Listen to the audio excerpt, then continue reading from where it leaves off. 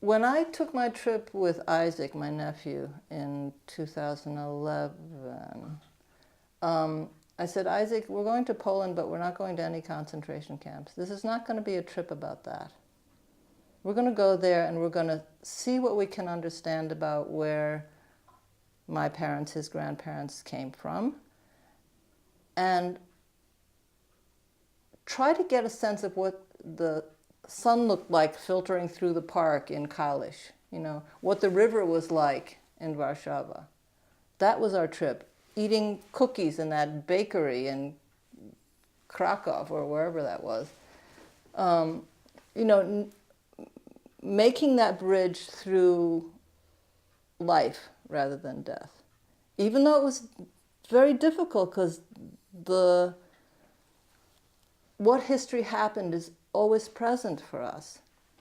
And Gwozdzdiec was all of a sudden, it was totally about life. And it was about life from the midst of a time so far before the Holocaust that it wasn't even in the story, right? And that through art, I could connect with that history. The project is making a replica of a 17th century wooden synagogue that was at the time was Poland and now is the Ukraine. A group of artists from Mass Arts in Boston conceived of the idea because they had a philosophy that you can understand history through making things, which my house building experience, fit in very neatly. I understood that also.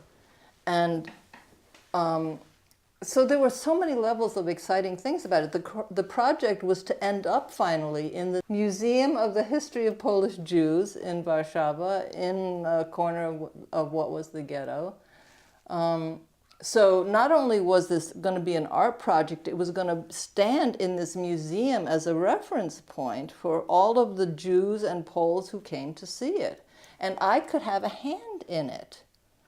I could put my color, I could put my brush, I could put my colors in this amazing life-connected structure.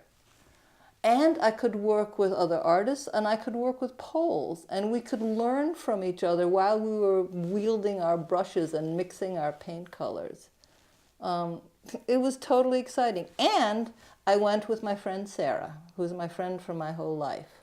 The two of us went together and spent a month experiencing this together. When I first went to Kalisz and learned that the cemetery in Kalisz was from the 1200s, I thought, first of all, that I have no idea how long my mother's family was in Kalisz, and that there's a possibility that my family had lived in Poland for many, many hundreds of years. I have no idea. I mean, they might have come from Czechoslovakia for all I know, but the idea came to me. So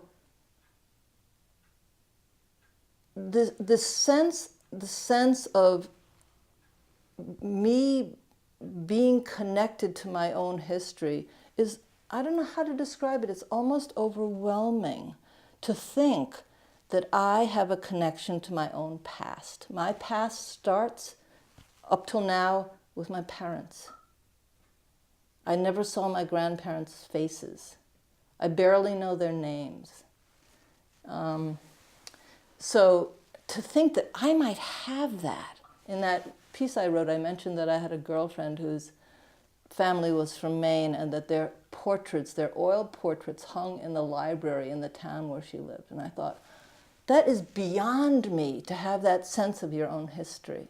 And to think that I might somehow tease that out of Poland, which has such a bad reputation to my family.